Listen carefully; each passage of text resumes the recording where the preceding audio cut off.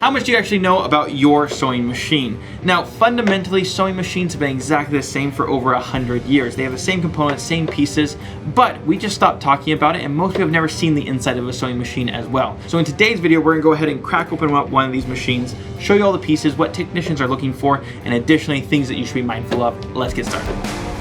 I'm gonna go ahead and focus on this machine for a number of reasons. First and foremost, this is kind of your Walmart singer.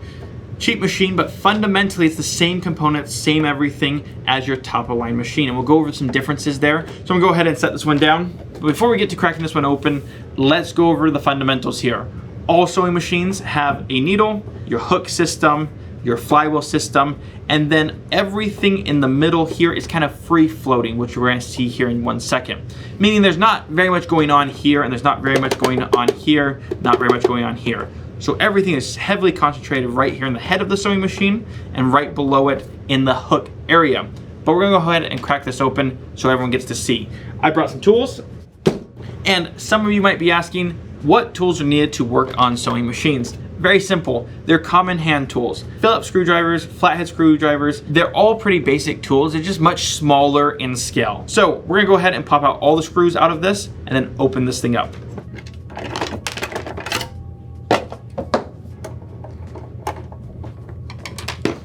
Now you can see kind of into the machine a little bit here. It's now time to take off the covers. Now, this is something that kind of makes people worry a little bit. I pull all the screws, shouldn't everything just come apart? No, there are actually clips all the way through here. You have to break out all the clips, which means just separate them out to pull off your back piece. I'm gonna go ahead and do that. Also, I have all the different licenses and trainings to work on sewing machines for every single brand.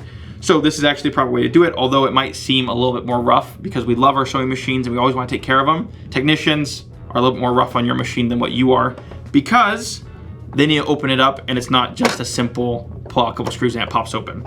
And when you separate the plastics, you can see where the clip is. And so we're just trying to get that clip to come off. So right there.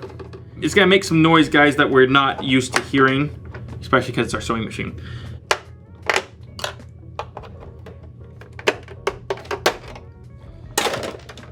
Gonna make that look pretty, I'm sure. So that is the back side. Now the back side doesn't give us access to much of anything, so it's time to open up the front side. Same kind of deal, but it's a little bit easier now that we can see inside the machine.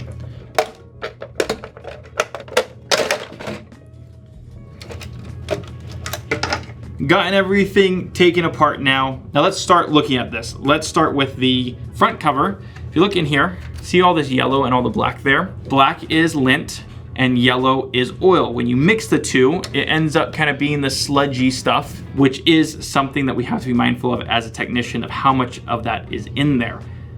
Oil and lint don't mix very well, so we're going to keep diagnosing as we go through the entire machine. If it's on the front cover, it's normally on the back cover as well, just normally not as bad.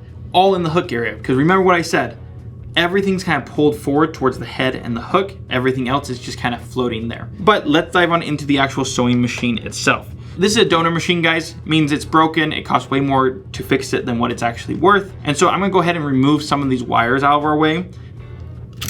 Fundamentally, all machines are exactly the same. We're gonna start from this side here with the flywheel and work our way this direction to the most important things. There's your motor, which is this guy here. Now, motor's size does not mean anything about the strength of the motor, how powerful they are, none of that matters. Everyone has a different design, but fundamentally they're exactly the same. So motor connected to belt, belt connected to your flywheel here. Here's something to be very, very mindful of. Everything that happens here has to happen in the same rotation as what's on the bottom. That's the reason why needle comes down and our hook collides at the same time, is because of this system. If you have a $100,000 machine or a $100 machine, it is the exact same system on all of them. Parts obviously will just be different levels of quality.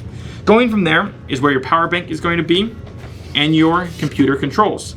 Now, if you don't have computer controls, this part right here is just hollow in your machine. It's the structure of your machine, and we bolt onto that all of our computer components. Remember how I said that both the top and the bottom need to be in sync with each other? What happens is that this belt sometimes breaks, and technicians knew that, so when they built machines to be in tandem with each other, so both top and bottom are moving, they added a different gear system, which is right here in the center.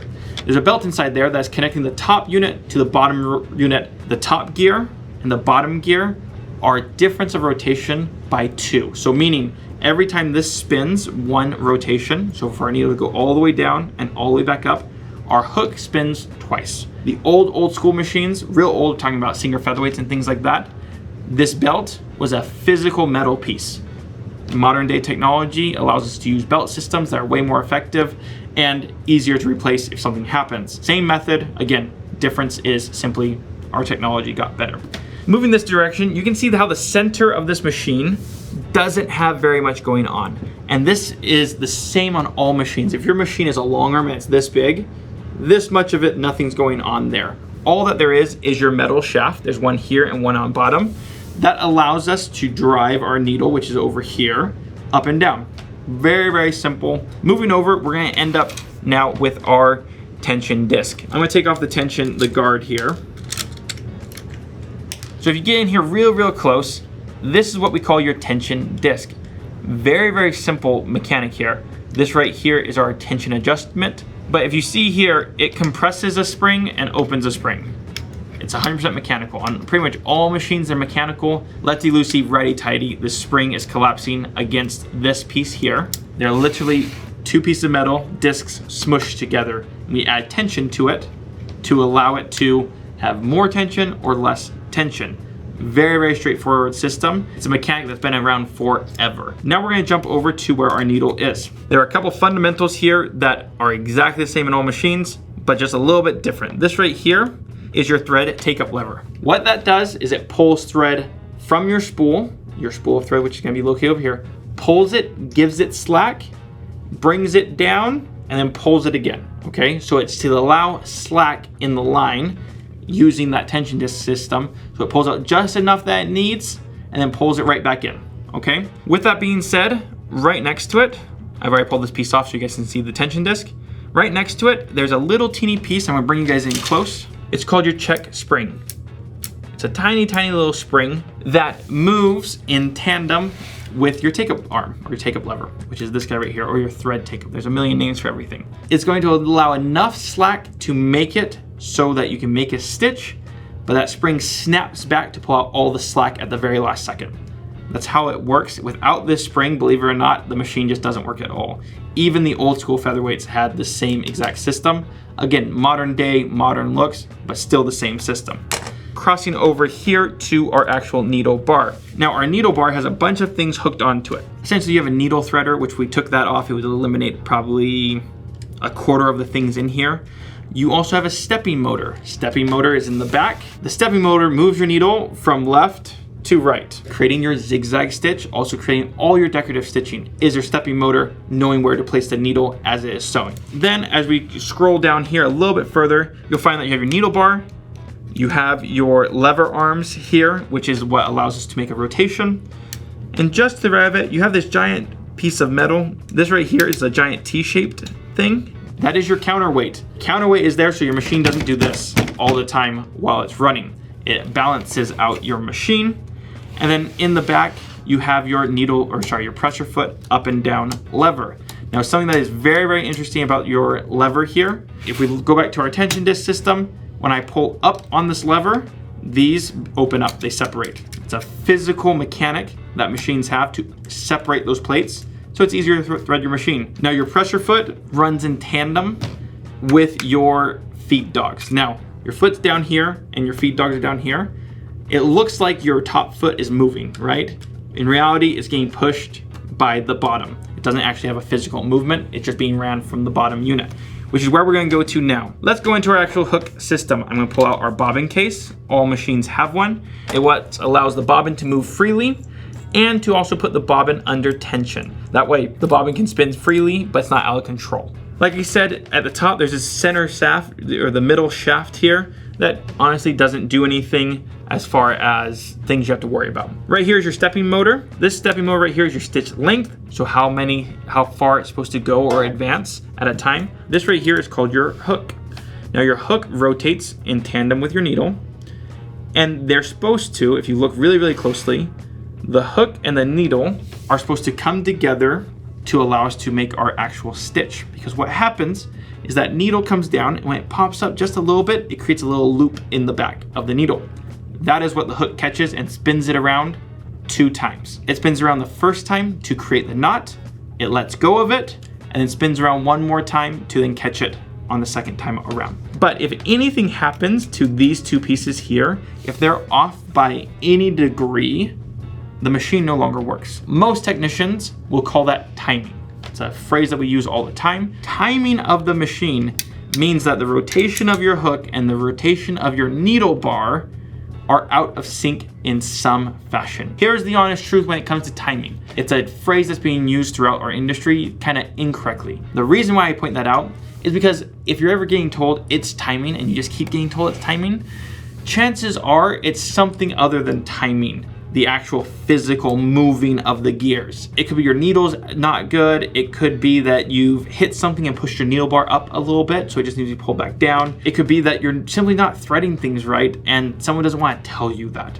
It happens all the time in our industry that someone comes in, they say, I've been sewing for 40 years. I know how this machine works. Their bobbin's in backwards, and the technician doesn't want to deal with the argument of, hey, your bobbin's in backwards. And so they say it's timing and it's whatever the price is. It's a phrase that's misused in our industry. It's good for you to know that. Going back into this right here, you see me moving it? That is your feed dog system. It's 100% a mechanical system. That is what's actually grabbing your fabric and pulling it forward, is that feed dog system. It is literally the same system from back with the very first treadle machines. At this point, what does a technician actually do? I've kind of explained what's going on here. What does a technician actually do? We're only here to check a couple of things. Number 1, are your belts good? It kind of shreds and makes lots of little pieces. That shredding can get caught into your gear system, which then causes a whole slew of problems, and it's super time intensive to fix those problems, so it costs a lot as well. Same thing with your inner belt here. We want to check to make sure that belt is healthy. Next thing that we want to check is the oiling of your machine. Your machines need oil. They're metal machines. All forms of metal and metal contact need oil. Next thing right here is our tension discs. Tension disc here, we're going to open them all the way up and we're going to inspect that tension disc. I'm looking for anything that's not supposed to be there. A pin, brush hair, lint, anything that's keeping those pressure discs or those tension discs from holding tight. Then we're gonna go to the hook system. We're gonna get rid of all the lint here. Lint gathered in your sewing machine can cause a problem because of the oil. When you put oil in the machine and there's lint, they mix together, they create a sludge that gets into the way of a lot of things, and we don't want that to happen. So we're gonna clean this all out, blow this all out, make sure you don't have fur balls like that coming out of your sewing machine. This is gonna make some people mad here, okay? So just type down in the comment section, the machine tells a technician a lot about the customer. For instance, if I pop this open and it's completely jam-packed full of lint, tells me the customer doesn't clean out their machine. So what happens is that then tells me it's been a long time since the machine's been serviced, it's gonna need a little extra love and care. The reason why I say that is you need to be upfront with your technician. If you come in and you say, hey, this is what I did, it saves you a lot of money. It's for the customer's satisfaction, not for the technician's judgment. It's for customer satisfaction. So with that being said, guys, I hope everyone has learned something today about their sewing machine. And worst case scenario, if you knew everything here, it's just your friendly reminder to make sure you're getting your machine serviced. Sewing machines are a great investment. They're a fantastic hobby as well. If we don't do our upkeep and our service on our sewing machines, it dampens the whole experience for us, the customer, or us, the user, as a whole. You don't have to blame the machine. You have to say, okay, you know what?